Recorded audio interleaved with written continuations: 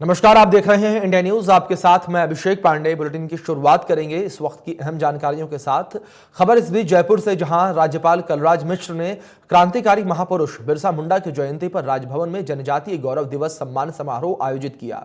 इस मौके पर राज्यपाल ने कार्यक्रम को संबोधित करते हुए कहा कि भगवान के रूप में पूजे जाने वाले क्रांतिकारी बिरसा मुंडा ने आदिवासी समाज की संस्कृति और गौरव के संरक्षण के लिए काफी काम किया। उनका योगदान बेहद महत्वपूर्ण है।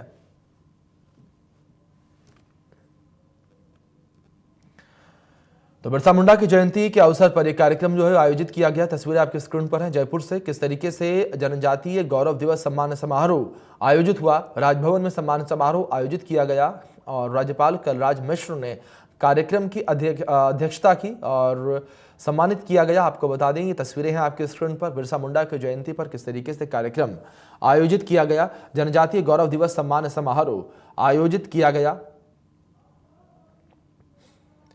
तो तस्वीरें हैं आपके स्क्रीन पर।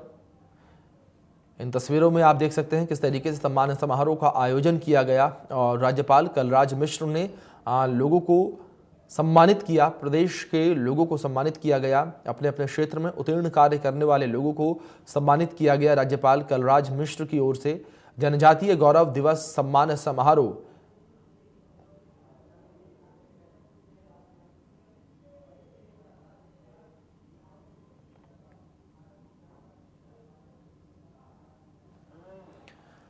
तो राजभवन की तस्वीरें हैं स्क्रीन पर। राजभवन में सम्मान समारोह आयोजित किया गया। बिरसा मुंडा की जयंती के अवसर पर एक कार्यक्रम आयोजित किया गया था और सम्मान समारोह रखा गया। सम्मानित किया गया लोगों को, जो लोग अपने क्षेत्र में उत्तीर्ण काम कर रहे हैं उन्हें सम्मानित किया गया। तो वहीं बूंदी के रामनगर में लड़कियों के खरीद फरोख्त मामले को लेकर सतीश पुनिया का बयान सामने आया। पुनिया ने मंत्री अशोक चांदना के बयान पर निशाना साधा और कहा कि राजस्थान को मर्दों का प्रदेश बताने वाले नेताओं का बयान दुर्भाग्यपूर्ण है। पुनिया ने कहा कि ऐसे लोगों पर सरकार कठोर से कठोर कार्रवाई करे। इसके साथ ही सरदार शहर उपचुनाव को लेकर भी सतीश पुनिया ने कहा कि यह सीट कांग्रेस की परंपरागत सीट रही है। पुनिया ने कहा कि हमें इस सीट को जीतने के लिए कड़ी मशक्कत करनी पड़ेगी। पुनिया ने भर्ती परीक्षा को लेकर भी सरकार पर निशाना साधा। उन्होंने कहा कि सरकार ने जो चुनाव से पहले वादे किए वो धरातल पर नजर नहीं आ रहे हैं। पुनिया ने कहा कि राजस्थान में नकल माफिया पूरी तरीके से हावी हैं, लेकिन सरकार उन पर नकेल नहीं कस पा रही है।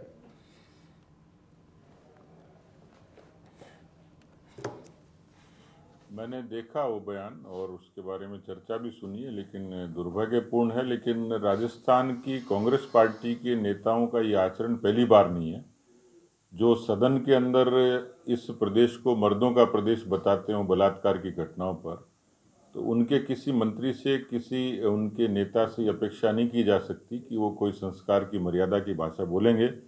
लेकिन ये दुर्भाग्यपूर्ण है कि जिस प्रदेश में, देश में नारियों की पूजा होती हो, वहाँ वो महज इसकी कीमत किसी जूते से तुलना करते हो। तो मुझे लगता है कि कांग्रेस के पतन का ये एक शुरुआत हो गई। एक बड़ा कारण है कि जब व्यक्ति इस तरीके की भाषा इस्तेमाल करता है तो या निराशा में करता है, या फ्रस्ट्रेशन में करता है, और या संस्कार नहीं होते हैं तब करता है। मुझे लगता है सारे ही कारक हैं और इस तरीके की बयानबाजी ही महिलाओं के प्रति, बच्चियों के प्रति, वो किसी भी संगठन के पतन का कारण होती है। मुझे लगता है कि अनेक कारणों में ये कारण भी बनेगा जब उनको इन सब की बद्दुआएं लगेंगी। कांग्रेस की कथनी और करनी में भी फर्क है और कांग्रेस की जो आचरण है उसमें भी दोहरी मानसिकता है। गुजरात में वायदे कुछ करते हैं और राजस्थान में देखते कुछ नहीं है। राहुल गांधी भी अपनी यात्रा में बेरोजगारी का सवाल उठाते हैं, तो मुझे इस बात का भय है कि जब राजस्थान में आएंगे तो वो क्या कहेंगे, क्योंकि ये प्रियंका जी ने कहा लड़कियों लड़ सकती हूँ पर अपराधों पर नियंत्रण नहीं हुआ। बेरोजगारी का सवाल राहुल गांधी केरल और कर्नाटक में उठाते हैं, लेकिन गुजरात में जिस तरीके से उन्होंने अपने घोषणा पत्र से लेकर बयानबाजी में किया है, तो मुझे लगता है कि ये जो दोहरा चरित्र है ये कांग्रेस की कमजोरी है। कहीं ना कहीं नीतिगत रूप से कांग्रेस को स्पष्ट होना चाहिए। और उनकी जुमा जुमा दो प्रदेशों में सरकार है, छत्तीसगढ़ और राजस्थान। तो राजस्थान में उन्होंने क्या किया ये गुजरात की जनता को भरोसा दिलाते, लेकिन राजस्थान के बढ़ते हुए अपराध, राजस्थान की बढ़ती बेरोजगारी, राजस्थान का बढ़ता भ्रष्टाचार, ये कांग्रेस के मसौदे का हिस्सा गुजरात में तो कम से कम नहीं हो सकता। तो उनको ये चीजें स्पष्ट करनी चाहिए। राजस्थान विश्वविद्यालय का लाइब्रेरी मामला इन दिनों काफी सुर्खियों में है। बता दें कि करीबन 12 करोड़ रुपए की लागत से बनी ये लाइब्रेरी लगभग 6 महीने पहले बनकर तैयार हो गई है। इसका उद्घाटन मुख्यमंत्री अशोक गहलोत करेंगे। राजस्थान विश्वविद्यालय से मिली जानकारी के अनुसार बुधवार को 11 बजे मुख्यमंत्री अशोक गहलोत पुस्तकालय भवन का उद्घाटन करेंगे। इसके साथ ही सीएम अशोक गहलोत डॉक्टर भीमराव अंबेडकर की मूर्ति का अनावरण करेंगे। इसके साथ ही तीरंदाजी खेल मैदान का भी उद्घाटन सीएम के हाथों होगा।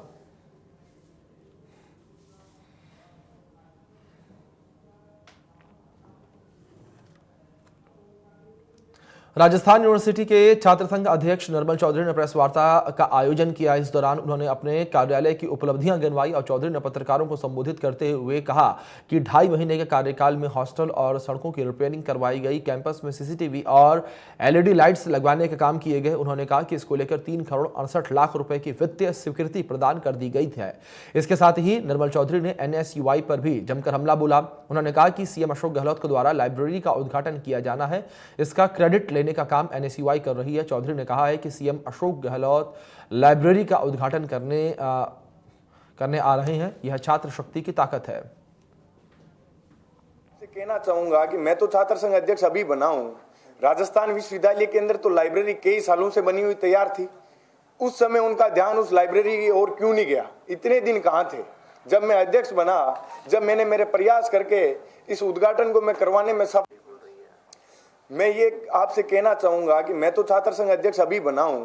राजस्थान विश्वविद्यालय के अंदर तो लाइब्रेरी कई सालों से बनी हुई तैयार थी। उस समय उनका ध्यान उस लाइब्रेरी की ओर क्यों नहीं गया? इतने दिन कहां थे?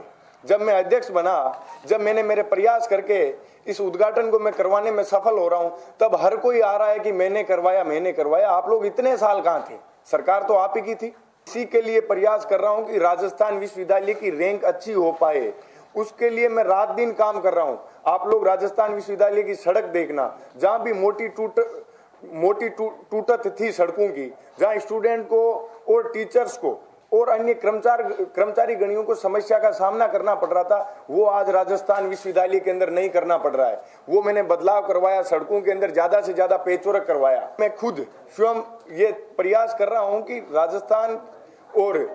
राजस्थान यूनिवर्सिटी की तरफ से जो भी बड़ी बड़ी यूनिवर्सिटियां हैं वहां जाऊंगा और उन लोगों को अवगत कराऊंगा कि हमारा राजस्थान विश्वविद्यालय की शिक्षा का स्तर बड़ा उच्च है और वहां आप लोग पढ़ने के लिए आओगे तो आप लोगों को एक अच्छी शिक्षा मिलेगी और अच्छा वातावरण मिलेगा।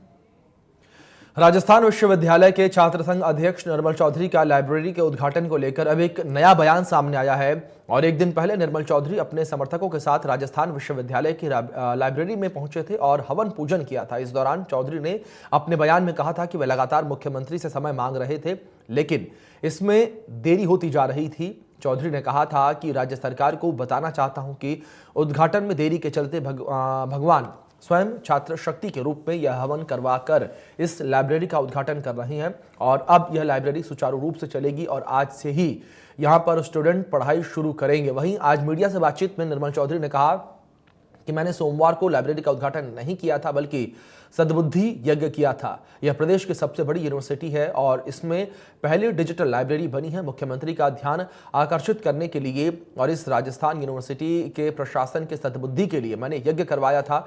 उसका रिजल्ट यह निकला है कि बुधवार को मुख्यमंत्री अशोक गहलोत उसका उद्घाटन करने आ रहे हैं। मैंने कल सद्बुद्धि यज्ञ किया था कि राजस्थान विश्वविद्यालय की ओर आप लोग ध्यान केंद्रित कीजिए। ये प्रदेश की सबसे बड़ी यूनिवर्सिटी है और पहली डिजिटल लाइब्रेरी बनी है। मुख्यमंत्री जी का ध्यान आकर्षित करने के लिए और इस राजस्थान विश्वविद्यालय के प्रशासन की सद्बुद्धि का मैंने यज्ञ करवाया था कल, उसका रिजल्ट निकला है। मैंने तो यहां पर आपने सुना किस तरीके से निर्मल चौधरी का बयान सामने आया है और अपने बयान से पिछले बयान से पलटते हुए नजर आए हैं निर्मल चौधरी। उन्होंने कहा है कि यूनिवर्सिटी के शासनिक अमले के लिए उन्होंने सद्बुद्धि के लिए ये हवन किया था। छात्र संघ अध्यक्ष निर्मल चौधरी ने बयान दिया है और उन्होंने कहा है कि जो पहले हवन उनके द्वारा किया गया था वो हवन लाइब्रेरी के उद्घाटन के लिए नहीं था और उन्होंने कहा कि मैंने लाइब्रेरी का उद्घाटन नहीं किया है। लाइब्रेरी का उद्घाटन सीएम अशोक गहलोत बुधवार को करेंगे। युवा बेरोजगारों के गुजरात में आंदोलन मामले को लेकर राजस्थान बेरोजगार महासंघ के प्रदेश अध्यक्ष उपेन्द्र यादव के नेतृत्व में 7 सदस्यों के प्रतिनिधि मंडल की सीएमओ में बातचीत हुई है। बता दें कि प्रतिनिधि मंडल और सीएम प्रमुख सचिव कुलदीप रांका और सचिव आरती डोगरा, संयुक्त सचिव ललिता गुप्ता के बीच करीब 1 घंटे बातचीत चली। बातचीत के बाद युवा बेरोजगारों की कई मांगों पर सहमति बनी है। इस वार्ता के बाद अब डीओपी सेक्रेटरी के साथ राजस्थान बेरोजगार एकीकृत महासंघ के प्रतिनिधि मंडल के बीच बातचीत होगी। बता दें कि अगली वार्ता के बाद आंदोलन को लेकर बेरोजगारों के द्वारा अंतिम निर्णय लिया जाएगा।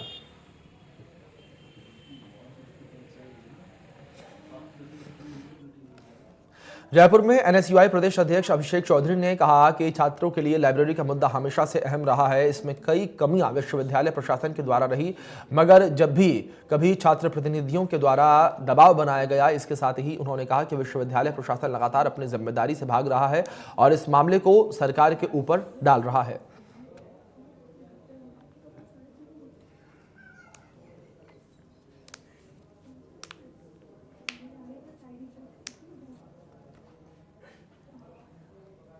राहुल गांधी की भारत जोड़ो यात्रा के राजस्थान पहुंचने से पहले तैयारियां जोरों पर हैं। भारत जोड़ो यात्रा के राजस्थान आगमन पर तैयारियों को लेकर बोले एनएसयूआई के प्रदेश अध्यक्ष ने कहा कि राहुल गांधी देश को एक धागे में पिरोने का काम कर रहे हैं। उन्होंने कहा कि भारत जोड़ो यात्रा के माध्यम से राहुल गांधी तपस्या कर रहे हैं। उन्होंने कहा बाकी राष्ट्रीय छात्र संगठन पूरी जिम्मेदारी से प्रदेश के नौजवानों को समझाने का प्रयास कर रहे हैं।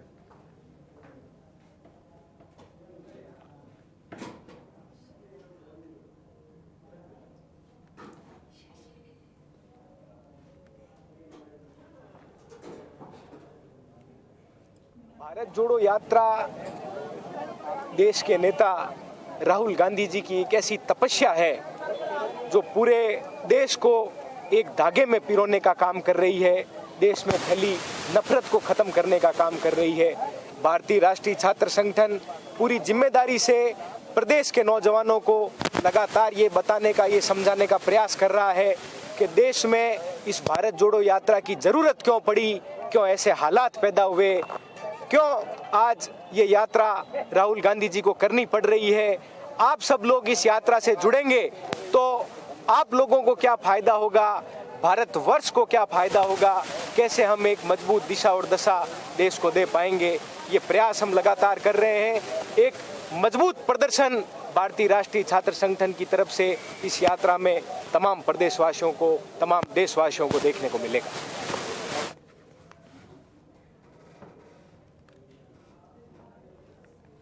लघु उद्योग भारतीय महिला इकाई संगठन द्वारा जयपुर में मासिक बैठक का आयोजन सेवा सदन में किया गया। बैठक में प्रदेश उपाध्यक्ष अंजू सिंह और जयपुर इकाई की अध्यक्ष सुनीता शर्मा मौजूद रही। बैठक के दौरान शर्मा ने महिलाओं को व्यवसाय में आ रही बाधा और इस समस्या को दूर करने पर चर्चा की। इसके साथ ही महिलाओं को मध्य प्रदेश के कटनी में हो रही एग्जीबिशन के बारे में भी जानकारी दी। बैठक में महिलाओं के व्यवसाय को किस तरह से आगे बढ़ाया जाए, इसको लेकर क्या कार्य योजनाएं तैयार की जाएं, इसको लेकर भी चर्चा की गई। बैठक में सरकारी योजनाओं का लाभ किस प्रकार से लिया जा सकता है, इसकी जानकारी भी दी गई। वहीं व्यवसाय के क्षेत्र में बेहतर कार्य करने वाली प्रतिभागियों को सम्मानित भी किया गया।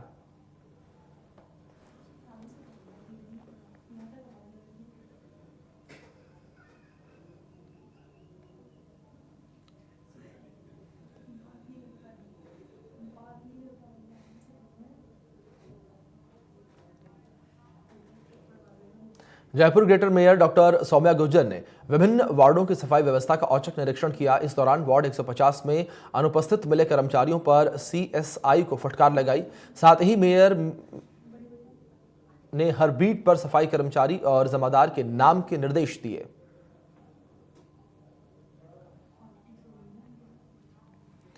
जयपुर के परकोटा में आवारा पशुओं का आतंक आए दिन देखने को मिल रहा है। इस वजह से राहगीरों को परेशानियों का सामना करना पड़ रहा है। साथ ही ट्रैफिक व्यवस्था भी प्रभावित होती है। हेरिटेज निगम आवारा पशुओं को पकड़ने का काम ठेकेदारों से करवाता है। सोमवार रात जयपुर में रामगढ़ मोड़ पर हुए हादसे की वजह भी आवारा पशु बताए जा रहे हैं। इस मामले में नगर निगम हेरिटेज मेयर मुनीश गुर्जर ने कहा कि काम करने में कोई भी अधिकारी लापरवाही करेगा तो उसके खिलाफ सख्त कार्रवाई होगी। और रामगढ़ मोड़ के पास हुए हादसे को लेकर कहा कि मैंने वहां आसपास के लोगों से मुलाकात की और उनका कहना था कि वह व्यक्ति ठोकर खाने की वजह से गिरा था। डॉक्टर वहां की फैक्चुअल रिपोर्ट तैयार कर रहे हैं, जिससे मामला क्लियर हो जाएगा। आवारा पशुओं के मुद्दे को लेकर मेयर ने कहा है कि वह खुद इस मामले को देखेंगी और एक टीम लगाकर अभियान चलाया जाएगा। 10 दिन तक नगर निगम हेरिटेज के क्षेत्र में जितने भी आवारा पशु हैं उन्हें पकड़ा जाएगा। उन्होंने और क्या कुछ कहा है वो आपको सुनवाते हैं।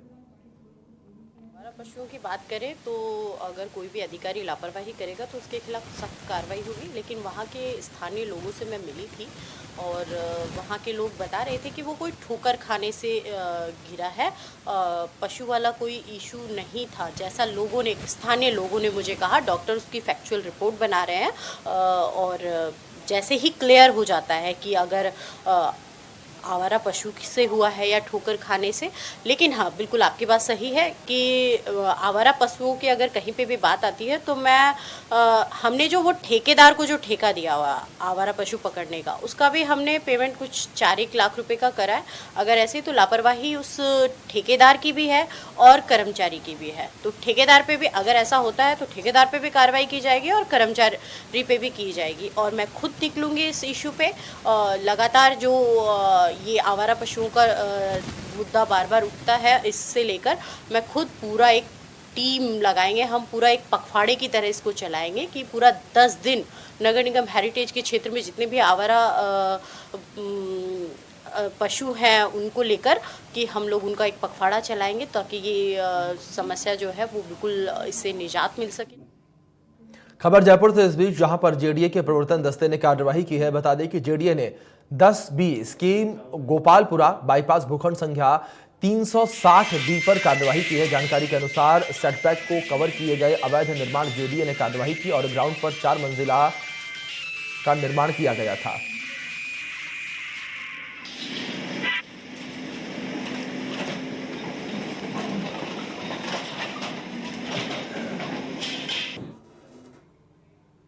तो वहीं जयपुर में ठंड की शुरुआत के साथ ही दोनों ही नगर निगम की ओर से गरीबों और बेघरों के रात्रि विश्राम के लिए अस्थायी रैन बसेरे बनकर तैयार हो गए हैं।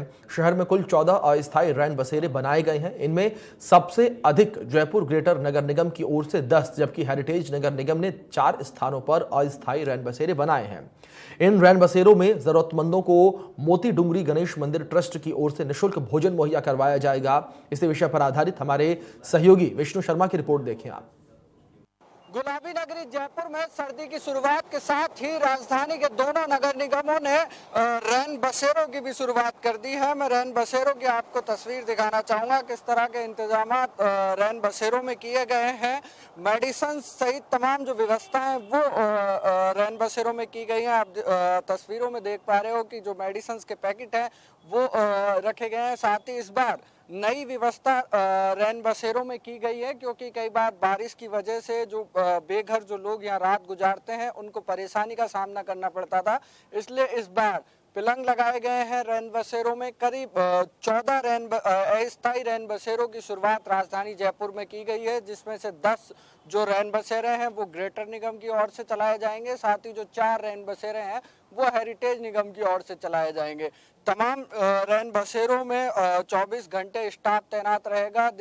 रात को अगर किसी भी तरह की समस्या होती है तो उनके लिए स्टाफ तैयार रहेगा। साथ ही जो तमाम रजाई गद्दे तमाम जो व्यवस्थाएं रैन बसेरों में करनी थी वो व्यवस्थाएं कर ली गई हैं। अब तमाम जो रैन बसेरे हैं वो शुरू कर दिए गए हैं। साथ ही जो भोजन की जो व्यवस्था रैन बसेरों में की जाएगी वो मोती डूंगरी मंदिर ट्रस्ट की ओर से रैन बसेरों में भोजन पहुंचाया जाएगा। तो अब बेघरों के लिए रैन बसेरों की शुरुआत हो चुकी है। सर्दी में कोई अपनी जान ना गंवाए, इसको लेकर दोनों ही नगर निगमों ने तैयारी शुरू कर दी है और 14 रैन बसेरों में से अधिकतर रैन बसेरे शुरू हो चुके हैं। कैमरा पर्सन निर्मल के साथ विष्णु शर्मा, इंडिया न्यूज जयपुर। राजस्थान में सर्दी ने दस्तक दे दी है। रात और दिन के वक्त के तापमान में अब अंतर है। ऐसे में जयपुर में रजाइयों की डिमांड काफी बढ़ गई है और कारीगरों को 24 घंटे काम करना पड़ रहा है। दुकानदारों का कहना है कि जयपुर में 100 ग्राम से 1500 ग्राम तक की रजाइयां मौजूद हैं। इन ब्लैंकेट में खास बात यह है कि यह गर्म और लाइट वेट होते हैं और इनमें अच्छी रुई का इस्तेमाल किया जाता है। इनके दाम 800 रुपए से लेकर 2000 रुपए तक के हैं। दुकानदारों का कहना है कि जयपुर की रजाई विश्व में प्रसिद्ध है, इसलिए जो पर्यटक यहाँ घूमने आते हैं वह सभी लोग रजाइयां साथ लेकर जाते हैं। जयपुरी रजाइयाँ वजन में बहुत हल्की होती है और ये कितना भी सर्दी हो -डिग्री टेम्परेचर भी बहुत गर्म फील करती है इसी रजाइयाँ पूरे इंडिया में ही नहीं पूरे वर्ल्ड में फेमस है। और हम खुद मंसूरी हैं जयपुरी, हम खुद बनाते हैं, मैन्युफैक्चरिंग का काम है सर ये हमारा। और ये काम हम लगभग आज से करीब 300 से 400 साल पुराना काम है हमारा जयपुर शहर में। हम ये काम राजा महाराजाओं के टाइम से कर रहे हैं। हमारे परदादा के जो पिताजी थे वो भी ये काम किया करते थे, तो आज हम भी यही काम करते हैं क्योंकि ये रजाइयाँ बनाने में हमको बहुत संतुष्टि फील होती है क्योंकि इससे एक इंसान की ज़रूरत पूरी होती है। सर देखिए, पहले के ज़माने में जब मशीनों का प्रयोग नहीं हुआ करता था तब ये 100 ग्राम में हम बनाया करते थे इसको, क्योंकि तब रुई का जो क्वालिटी था वो भी बहुत अच्छा आया करता था और ये रजाइयाँ बनाना पॉसिबल थी। लेकिन अभी कम से कम 300 ग्राम में हम एक रजाई तैयार करते हैं कम से कम, और इसका वज़न लास्ट एंड फाइनल 2 किलो तक हम रखते हैं। 2 किलो हम ऑर्डर बेस पर ही बनाते हैं। क्या कुछ सर लागत जो 300 ग्राम वाला जो रजाई होता है उसका लागत 350 रुपीज़ होता है स्टार्टिंग प्राइस, और ये रजाइयाँ machine print plus hand block print पे भी बनाई जाती है। इनका जो साइज़ होता है वो 5 बाई 7 फुट होता है, जो एक इंसान के लिए सफिशिएंट होता है। अगर कोई ऑर्डर बेस पर डबल बनवाना चाहता है तो हम डबल का भी। जयपुर के शिप्रा पथ पर गंगोत्री नगर के बैंक ऑफ बड़ौदा में कार्यरत असिस्टेंट मैनेजर के घर में चोरी का मामला सामने आया। दरअसल लोकेश शर्मा की पत्नी भी बैंक ऑफ बड़ौदा में असिस्टेंट मैनेजर के पद पर कार्यरत हैं और उनकी पोस्टिंग गुजरात में है। बता दें कि लोकेश शर्मा बच्चों के साथ अपनी पत्नी से मिलने के लिए गुजरात गए थे। इसी दौरान चोरों ने घात लगाकर इस चोरी की वारदात को अंजाम दिया। वहीं जो जानकारी मिली है उसके अनुसार 50,000 रुपए की नकदी और करीब 3 लाख रुपए की ज्वेलरी जो है चोरी की है। फिलहाल पुलिस पूरे मामले को संज्ञान में लेकर सीसीटीवी फुटेज के आधार पर जांच कर रही है।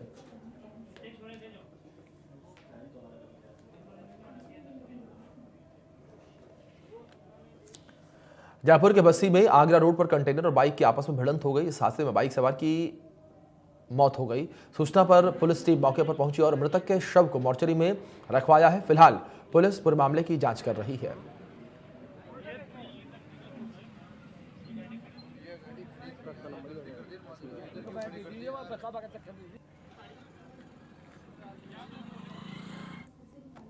चलिए फिलहाल बुलेटिन में इतना ही। तमाम अपडेट्स के लिए आप बने रहें इंडिया न्यूज के साथ। धन्यवाद।